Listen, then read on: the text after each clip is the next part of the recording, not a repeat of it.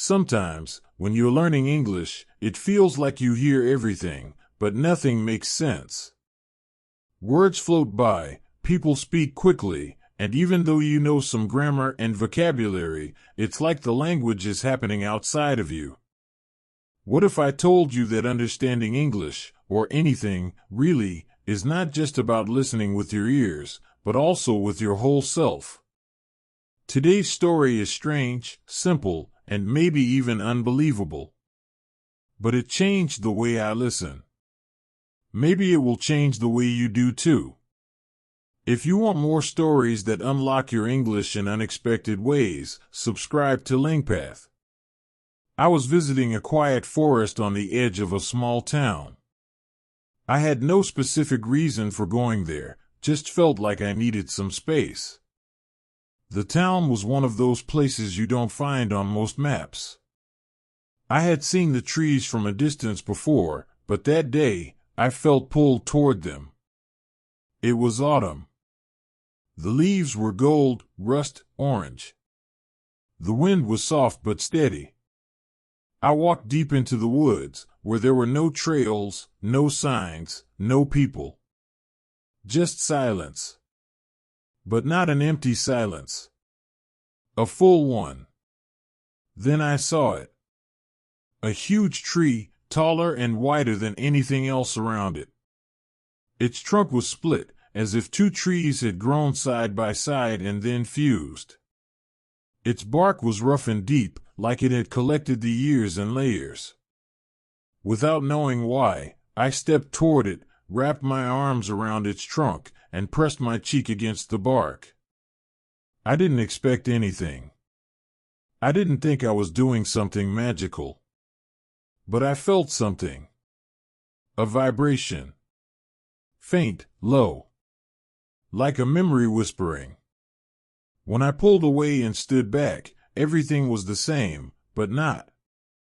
The wind still blew, the birds still chirped, leaves still danced to the ground. But the sounds, they were different. The leaves didn't rustle, they spoke. The wind didn't blow, it hummed. I could suddenly tell how far away a bird was by the shape of its sound. I could hear water dripping far in the distance, through layers of space. I could hear my own breathing, not just the sound, but the rhythm. Like music. And when I left the forest and returned to the town, the world still sounded different. English did too. I went to a cafe that evening. Two tourists at the next table were speaking English. Normally, I would have just picked up a few words here and there. But that day, I noticed the way one of them stretched the word amazing like it was a string. I heard the difference between can and can't, like a door opening or shutting. The intonation, the pauses, the emotion, they were no longer just background noise. They had shape, weight, color. It was like my brain had finally tuned in.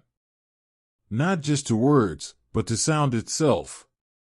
Learning English isn't only about vocabulary lists or grammar charts. It's also about attention. Presence.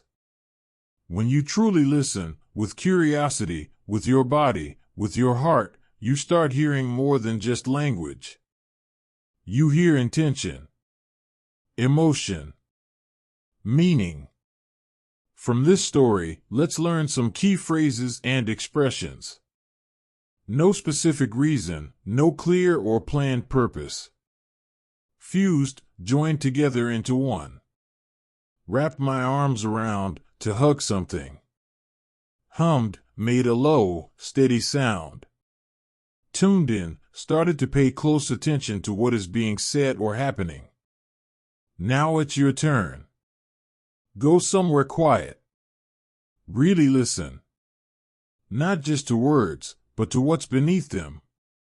Try it the next time you watch a video in English or talk to someone.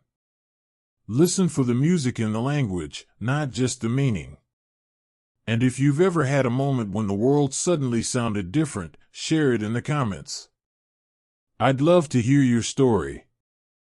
Subscribe to LingPath to keep learning English not just with your mind, but with your senses, your stories, and your soul.